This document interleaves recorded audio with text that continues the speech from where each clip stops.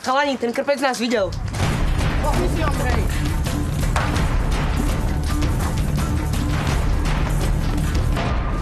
V škole jeden chlapec. Vlastne ich viac. Vždy niekoho bijú. Vedie mňa. Chalani, mám ho! Pusti ma. Lebo čo? Snáď ti prídu na pomoc tvoji vymyslení priatelia? Ja sa im bojím postaviť. Kvôli tomu chodím poza školu. Mám si to všimla. Takto sme ťa s otcom nevychovali. Ale otec tu už nie je. Tak na čo ho vždy spomínaš? Starý otec. Tomáš.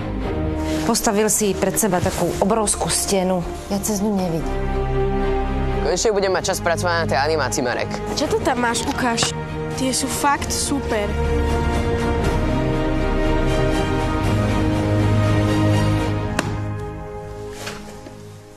Aj keď sa na mňa pozeráš, tak ma nevidíš.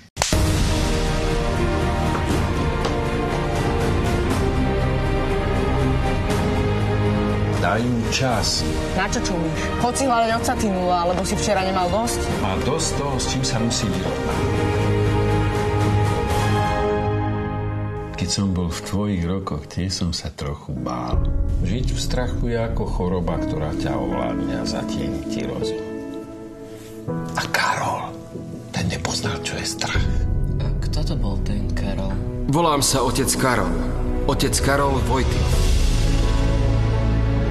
Ty si bol kamarát s pápežom? Wow.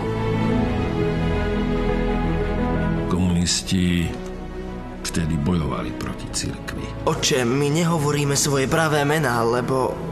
Lebo nemôžeme nikomu veriť. Ale Karol, ten sa ich nebál. Ľudia nepotrebujú Boha. Nepotrebujú činiť žiadne pokánie. Mýlite sa. A ja vám to dokážem.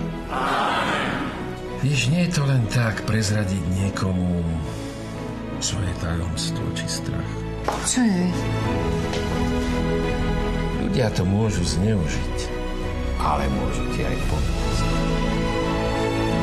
Prečo chceš každého byť? Čoho sa bojíš? Však ty si sám. On nie je sám.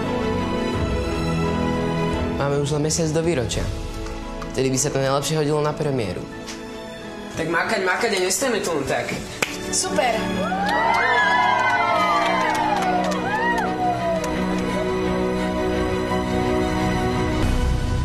Vždy sa riad svojim srdcom a dostaneš odpoveď na všetky svoje otázky.